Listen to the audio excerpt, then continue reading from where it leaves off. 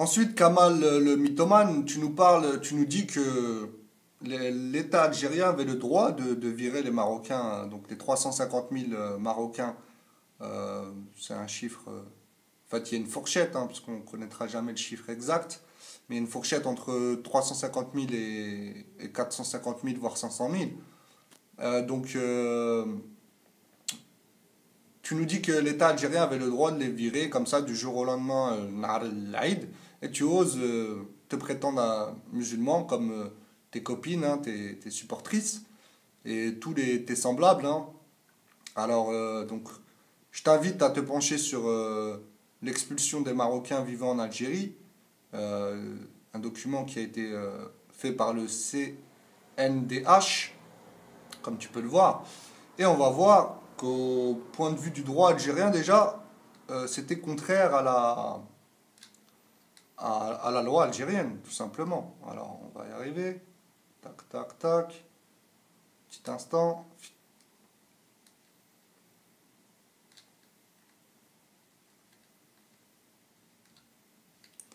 Alors, non, je suis allé trop bas. Voilà. Donc, en gros, ici, tu pourras voir que ils reprennent la loi algérienne. Voilà, l'expulsion des Marocains d'Algérie au regard de la législation algérienne.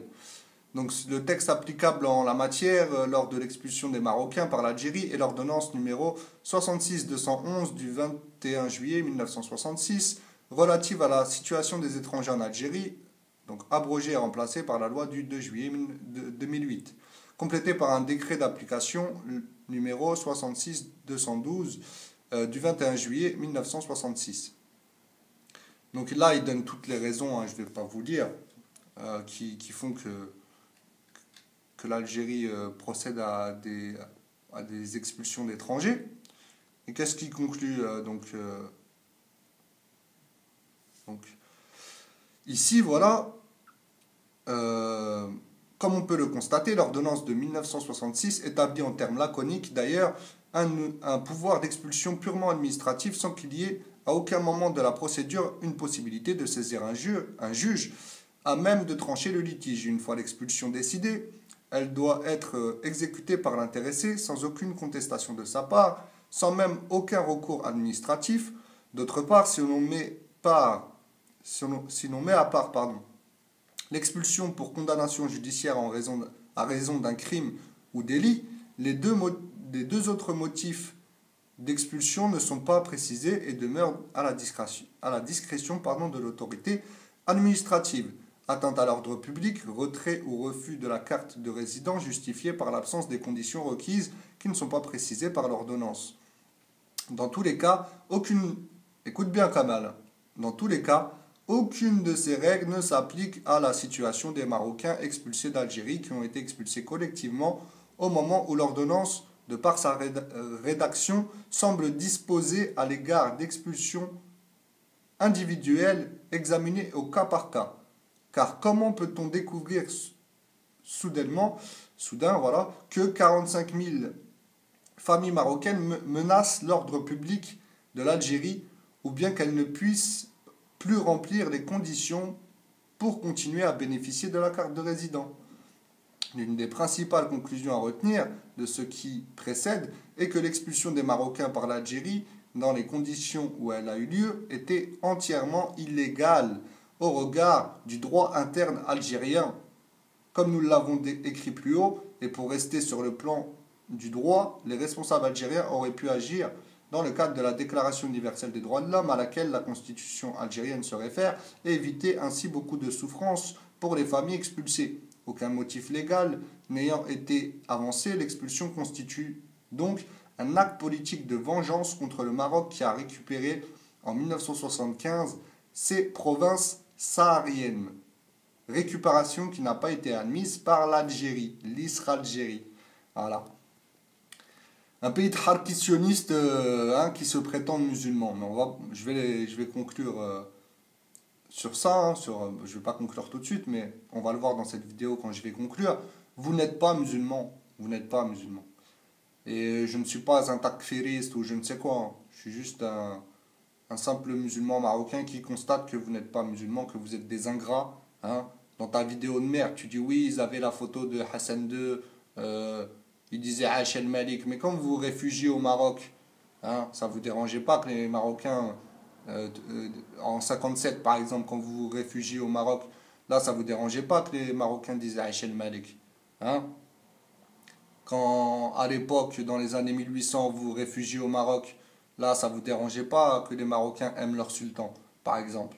Hein. Vous êtes des hypocrites et des merdeux, là. Des merdeux. La plupart, vous pensez comme ça parce que vous avez été éduqués dans la haine du Maroc et vous êtes de la merde, tout simplement. Vous n'êtes pas des musulmans. Donc, qu'est-ce que je voulais rajouter? Oui, on va voir ici. Donc, dans ce site qui n'est pas du Marzen, hein, parce qu'ils aiment bien dire les sites du Marzen. Donc là, c'est le site Alter Info, je crois, ouais, c'est ça. Tac, voilà, Alter Info, saison de l'immigration marocaine vers l'Algérie.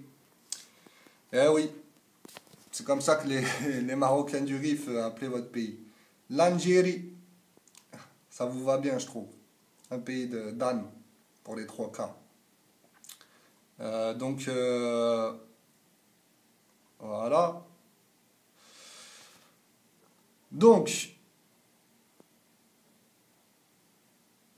le chercheur Atouf El-Kbir situe l'immigration des gens de Figuig vers l'Algérie à partir de 1845, date à laquelle le Maroc a signé la convention de l'Alla Marnia délimitant les frontières algéro-marocaines.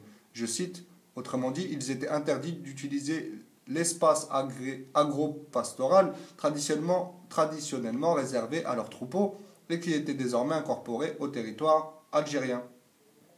Afin de trouver des revenus de substitution à cette situation, ces populations n'ont d'autre choix que d'immigrer vers l'Algérie voisine. Cette dernière leur offrait des possibilités importantes pour obtenir de l'argent liquide qui était devenu un besoin crucial pour survivre. Donc on a déjà remarqué cette présence des Marocains en Algérie pendant l'épopée de l'émir Abdelkader entre 1930 et 1948. Donc petite parenthèse, l'émir Abdelkader qui était originaire, c'était un Marocain en fait d'origine, puisque ses parents étaient des Marocains de la région du Rif, qui avaient immigré à Mascara pour vous aider à chasser les Ottomans, hein, vos grands-pères, bande de Koulougli. Allez vérifier, c'est pas moi qui l'invente, c'est dans notamment une encyclopédie française. Hein. Donc si vous n'êtes pas d'accord, allez faire une réclamation à cette encyclopédie française. Mais bon, vous réclamez même pas le crâne de vos martyrs qui sont dans le musée en France, alors bref. Donc il s'agit de ces tribus marocaines comme les Bni Znassen qui ont accompagné l'émir dans sa trajectoire algéro-marocaine. Donc avant de devenir des fermiers et des ouvriers agricoles, les pauvres Marocains, avec la main-d'œuvre espagnole, ont défriché cette terre algérienne en arrachant du sol ingrat le palmier nain, le jububier et le lentisque pour planter la vigne. En plus du défrichement, les Marocains ont travaillé comme des terrassiers. Ils travaillent à la construction du port d'Oran dans les carrières de Mers el-Kébir et les mines de Benissaf. Voilà, les Marocains, des bosseurs.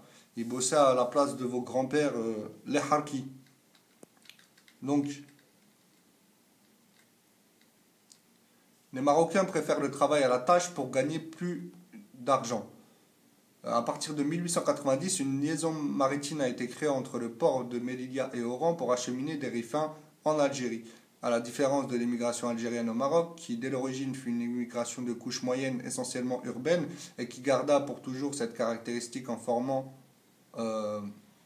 cette caractéristique se renforçant même de rapports des professions libérales, l'immigration en Algérie présentée. Donc ça, ce que je viens de dire, on a vu que c'est partiellement vrai, puisqu'il y avait aussi des pauvres, ça dépend de quelle vague on parle, quelle vague d'immigration on parle, enfin bref, je poursuis la lecture. Donc l'immigration marocaine en Algérie présentait dans les débuts un caractère rural, ouvrier très affirmé, caractère qu'elle conserva tout le long de son histoire, en dépit des tendances de plus en plus manqué à l'intégration au sein de la société algérienne.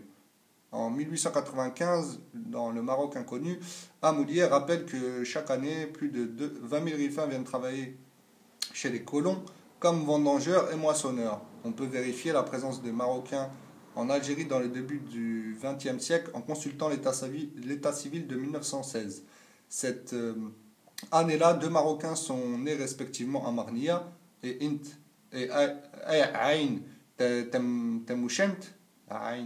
Temouchent, c'est ça, en Algérie. Il s'agit de Ahmed Ben Bella et Ahmed Bouchaïb. 2 Marocains d'Algérie parmi les 22 nationalistes qui ont créé le FLN, Front de Libération Nationale. Vous entendez bien les chiatines, hein, Kamal Lalwani, tout ça là. Voilà. Donc, écoutez bien. Après la fin de la guerre du Rif, des centaines ou des milliers de Rifins ont fui le Rif pour se réfugier en Algérie avec El Bardi, le secrétaire de l'émir Abdelkrim El-Hattabi. Ce personnage d'El Bardadi est devenu un membre des ulama algériens de Ben Badis. Donc voilà, blablabla. Donc vous voyez bien que il y avait vous avez profité en fait de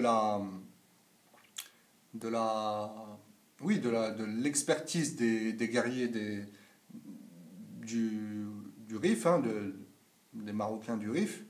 Vous avez profité de ça et vous les avez expulsés donc après, comme des ingrats et des munafiqines que vous êtes. Alors, je ne vais pas tout lire parce que ça commence à me saouler, mais en gros, par exemple, vous avez là, donc venons-en dans les années 50 pour parler de la participation de la communauté marocaine à la guerre d'Algérie. Avant 1954, il y avait un courant nationaliste encadré par un Marocain, Ali Hamami. Il est l'auteur du roman Idriss. Il a participé à la guerre du Rif. Il est mort par un accident d'avion en 1948. On peut encore citer Taleb Abderrahman, l'artificier du FLN, ou Ahmed Merderi, le bâtisseur de la charpente de l'État algérien. Les Marocains d'Algérie ont adhéré massivement au mouvement nationaliste algérien, à tel point que les 80% des Chouhada martyrs de la ville de Benissaf en Algérie sont d'origine marocaine. 80%. Ah. Selon une information qui m'a été transmise par Ahmed Bouchaïb, l'un des 22 historiques du FLN, le commandant Lardar Boraga confirme cette participation des Marocains à la guerre de libération algérienne dans ses mémoires. On comptait 22 Marocains dans mon bataillon. Voilà les ingrats. Hein. On vous a envoyé des travailleurs. Hein. En gros, si je résume tout ce que je viens de lire, hein, depuis le début, en gros, on vous a envoyé des travailleurs et des résistants, et vous nous avez envoyé des harkis et des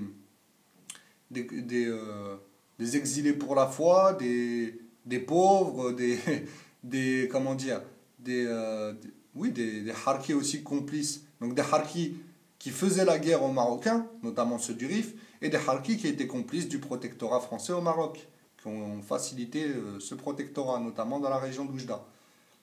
Donc, qu'est-ce qu'on a d'autre dans cet article? Et ça, c'est pas un article pro-Marxen, hein. Parce que dans ce même site, vous avez des articles qui sont assez hostiles envers le Maroc, notamment la monarchie. Je vous invite à vérifier, j'inventerai un. Donc, on va en venir à ce que je voulais dire, puisque Kamal, dans sa vidéo de Chiata, nous parle du Daïr royal du 2 mars 73, hein, ou Chial, parce que les Marocains, le roi du Maroc en 73 a chassé les Algériens. Et on va voir qui a expulsé qui a commencé. Donc, voilà, c'est ça, ouais, c'est là. Donc on est en 1963 et une guerre vient de se déclencher entre Rabat et Alger. Les conséquences de cette guerre étaient l'expulsion de quelques Marocains par les autorités algériennes. Donc c'est vous qui avez commencé. Cette expulsion a touché les propriétaires terriens, les Figuigui, donc les habitants de Fegig, suite à leur refus de prendre la nationalité algérienne. L'année de 1964 et restera l'année de la famine. Je me souviens de cette année-là, donc là c'est un Marocain en Algérie qui raconte. Donc je me souviens de cette année-là, de cette année, elle est bien ancrée dans ma mémoire d'enfant. J'avais 5 ans à l'époque, je cite. Une année plus tard a lieu la guerre dite des sables entre le Maroc et l'Algérie en 1963. Le régime algérien de Ben Bella prend la décision de licencier tous les travailleurs agricoles marocains, effacés d'un simple trait de gomme. Nous nous retrouvons sans ressources, pardon. Avec ces maigres économies, mon père achète une bicyclette de fortune sur laquelle il sillonne la campagne à la recherche d'herbes sauvages comestibles. Nous ne sommes plus des êtres humains, mais des ruminants. Nous avons connu la faim et l'amertume des épinards à chaque repas. Voilà. Beaucoup aussi d'officiers d'origine marocaine ont été emprisonnés puis exécutés par Boumchienne, la chienne de la France et d'Israël, suite à l'attentat de Tahar Sbiri en 1968. Vous savez, quand Boumchienne a failli être... il a été victime, il a failli être victime, voilà, être victime d'un coup d'État. Donc ça, c'est selon le commandant Lakhdar Bouraga. Donc voilà. C'est un article où on apprend beaucoup de choses. En gros, on va voir ici qui a expulsé qui. Hein.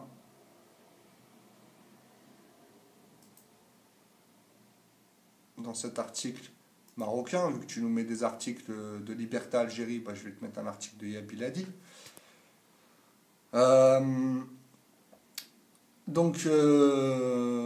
Fin 1963, le roi Hassan II et le général Mohamed Oufkir décident d'envoyer des auxiliaires marocains de Tagounit pour reprendre Tinjoub et Hassi-Beïda.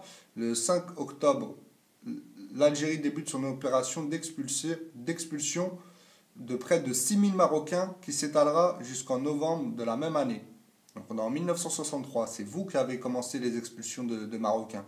Le Maroc, lui, réplique en expulsant près de 500 Algériens. Donc voilà, 6000 contre 500. Voilà. Et ne me dites pas que la guerre des sables a été commencée par le Maroc. Ça, c'est un énième mensonge. Hein. C'est même repris par Jeune Afrique, par exemple.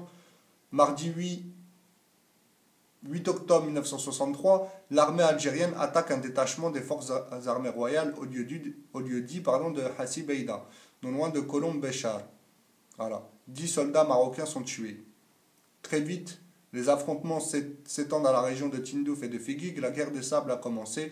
Elle va durer près de 3 semaines. Voilà. Vous êtes des traîtres et vous êtes...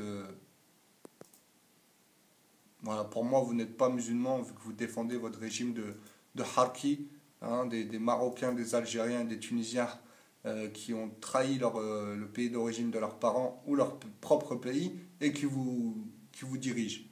Hein. C'est ça le FLN-DRS-GIA. Donc, qu'est-ce que je voulais vous dire? Oui, on a ici, dans le livre de... Donc, voilà, c'est le livre de Attilio Godio, pardon. Attilo Godio, donc c'est pas un Marocain ni un Algérien. Donc guerre et paix au Maroc, reportage 1950-1990. Donc on a ici le protocole d'accord entre Farhat Abbas et Mohamed V, mais je vais le lire après. Donc, qu'est-ce qu'il nous dit ici?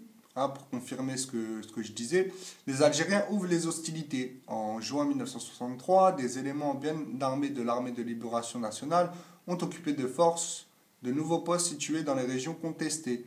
Sur instruction gouvernementale, les autorités marocaines n'ont opposé aucune résistance aux opérations de l'ALN. C'est ainsi que les postes ci-après province de Ksar es-Souk ont été occupés par l'ALN. Donc voilà, vous avez trahi le Maroc. Et il confirme aussi l'expulsion des Marocains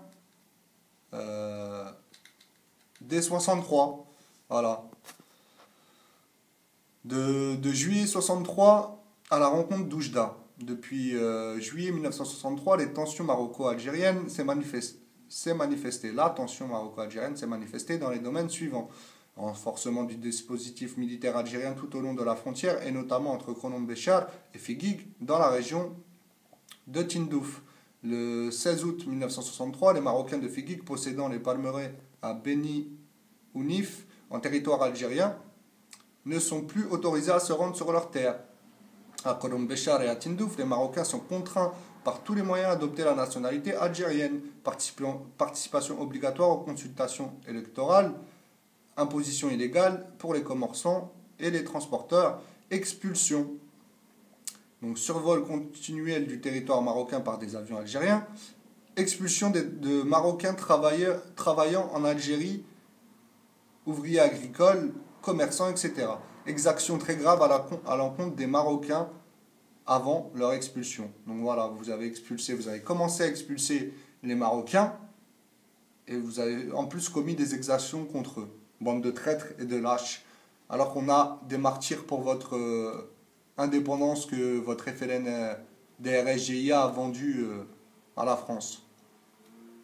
Donc, on va revenir sur ça, c'est très important.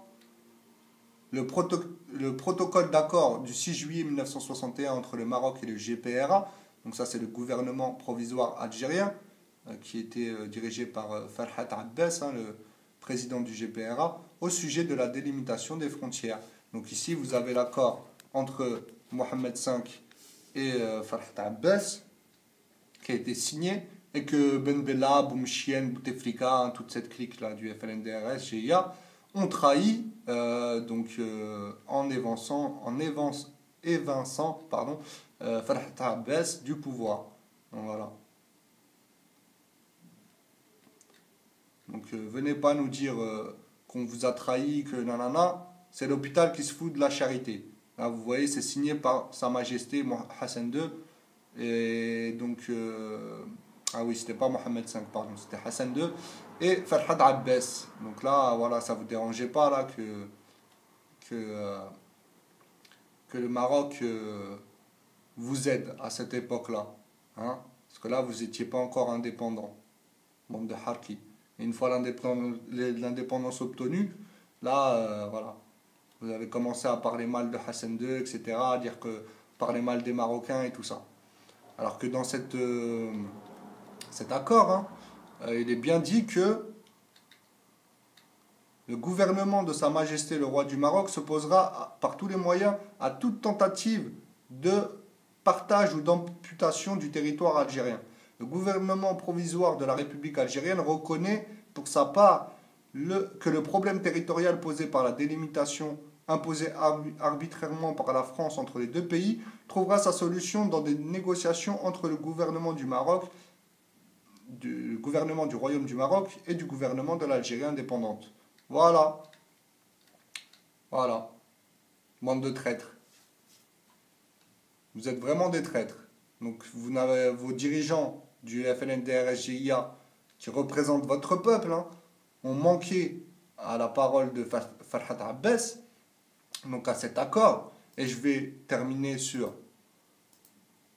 ça, le devoir d'honorer ses engagements et ses promesses. Hein. Donc là, c'est le site Rim Shari'i, pardon. Shari'i, c'est autre chose. Voilà, Allah le Très-Haut a dit « Et remplissez l'engagement, car on sera interrogé au sujet des engagements. » Sourate 17, verset 34. Il dit aussi « Ô croyants, remplissez fidèlement vos engagements. » Sourate 5, verset 1. Il dit aussi « Ô vous qui avez cru, pourquoi dites-vous ce que vous ne faites pas? C'est une grande abomination pour Allah que de dire ce que vous ne faites pas. » Voilà. Le messager d'Allah a dit d'après Abu Huraira, ouais, les signes distinctifs de l'hypocrisie sont au nombre de 3. Lorsqu'il parle, il ment. Lorsqu'il promet, il viole sa promesse. Mais lorsqu'on lui confie un dépôt, il est déloyal. Voilà. Donc en gros, pour moi, vous n'êtes pas musulman parce que vous n'avez pas respecté la parole de Farhat Abbas. Hein. Lui, il voulait faire respecter, mais vous avez fait vous l'avez, vos dirigeants que vous adulez tant, hein, Boumechien, Bouteflika, Ben Bella et tout ça, ont chassé du pouvoir, comme il s'appelle, Farhat Abbas. Et du coup, on n'a pas pu rediscuter du tracé oui, colonial des frontières entre le Maroc et l'Algérie, qui a été euh, voilà, qui a permis à l'Algérie de conserver les terres du Maroc. Voilà qui vous êtes. Sur ce, je vous laisse. Désolé pour la longueur de la vidéo. Hein. Merci à tous ceux qui ont tenu jusqu'ici. Je vous remercie tous. Je vous souhaite une bonne journée ou une bonne soirée. Ça dépendra du moment pendant lequel vous m'avez écouté. Et je vous dis à bientôt, Inch'Allah. Salam.